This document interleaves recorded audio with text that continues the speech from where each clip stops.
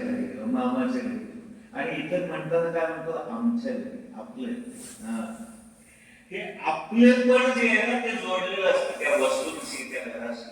आणि म्हणून ते आपल्याला सगळ्यात प्रिय असते. आणि म्हणून जिथे आपलेपणा आहे तिथे आनंद.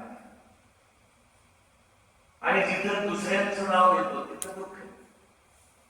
काकाच्या घरी गेलो, मामाच्या घरी गेलो, आत्याकडे गेलो, भावाकडे गेलो, ते 2 दिवस बरोबर. कितीही माणसं चांगली असली, कितीही प्रेम करणारी असली, तरी आपलं घर, आपला नवरा, आपली मुलं, हे वेगळंच असतं. आणि म्हणून कुठेही जरी गेलो आपण तरी कधी एकदा आपल्या घरी जात असतो. आणि म्हणून सीता म्हणते, ही झोपडीच माझं घर आहे.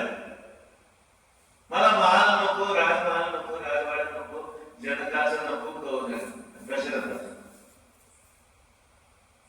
जिथे माझी माणसं आहे, जिथे माझा नवरा आहे, पती हा परमेश्वर, त्याला सोडून मी कशाला येते.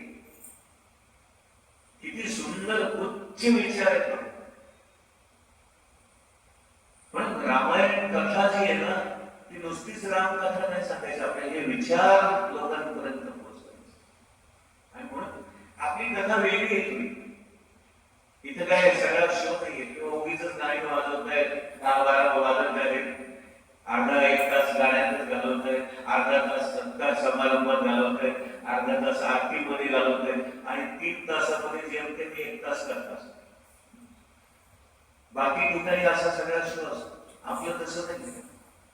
पूर्णपणे 3 तास कथा, बस, बाकी विषयच नाही.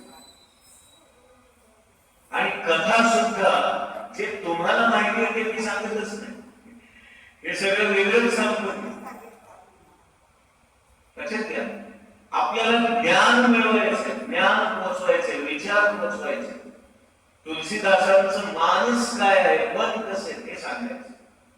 राम त्यांना सगळ्यांनाच माहिती आहे. तोच राम, तीच सीता, तोच रावण, तीच अयोध्या. सगळ्यांना सगळं माहिती. आजपर्यंत अनेक रामायण ऐकली.